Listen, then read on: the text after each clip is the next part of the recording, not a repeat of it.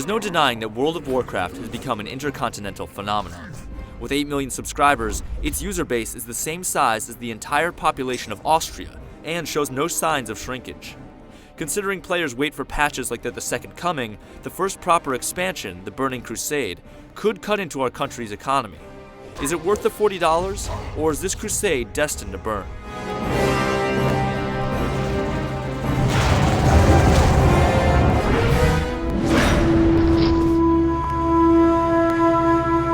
An ominous dark portal sits, beckoning. It offers transport to a brand new continent, the Outland, where experienced players can now reach level 70. Here sit 7 massive areas, all with their own motifs, monsters, and missions. Some areas echo other areas of Azeroth, but each puts in enough effort with unique geometry and animation that the local flora and fauna are still pretty diverse. Various towers and keeps dot the map for the first time, and can be won by either the Alliance or the Horde through player versus player combat. The rules vary for each realm, but control will lend a bonus to all conquering players in the area, regardless of participation levels.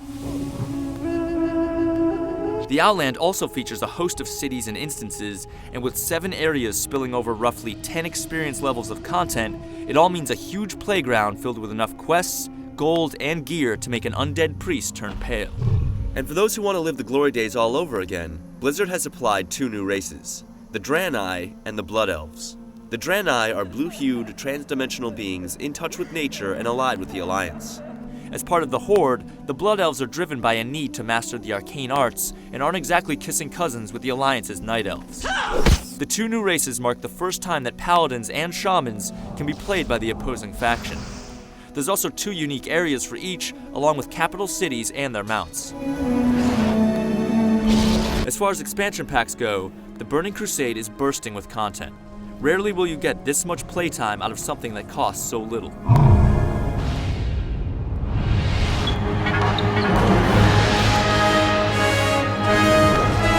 Make no mistake, there are still a lot of those quests where you have to go out and kill 15 of those worm things from Tremors. But the caliber for the most part is very high. It's also very fulfilling, with quest rewards that will be replacing your current wardrobe immediately, and drops that make some of old Azeroth's rewards seem not worth the effort. The player versus player areas can be great fun as long as both sides are into it. Unlike the player arenas of the past that required participation, sometimes the other side simply doesn't want to play. The areas for the new races number into the upper teens, but once you hit level 20, your Blood Elf Paladin will be experiencing the same content for the next 40 levels.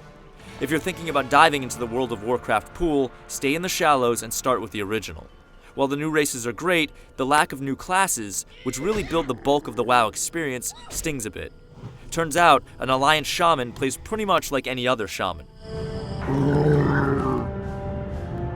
Jewel crafting is the new trade profession, allowing players to use mined ores to make simple trinkets and eventually powerful gems to customize high-end gear.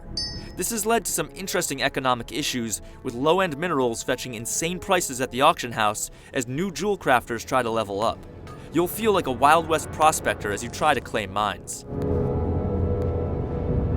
Burning Crusade's gameplay is a lot more of the same, but Blizzard has fortified the formula with great new quests and spruced up areas. The new characters get hours of novel challenges before hitting repeats, and the inclusion of jewel crafting and its ties to upper-level gear helps link the new characters and zones with the Outland. Blizzard continues its tradition of refining excellence, with an expansion that does more than just expand the tried and true, and not to mention profitable, aspects of the game. With new races and their respective areas, flying mounts, jewel crafting, and persistent player versus player maps, the Burning Crusade ends up being more than just a mega patch, and justifies the cost well beyond the hope of a glacial grind to the next level cap.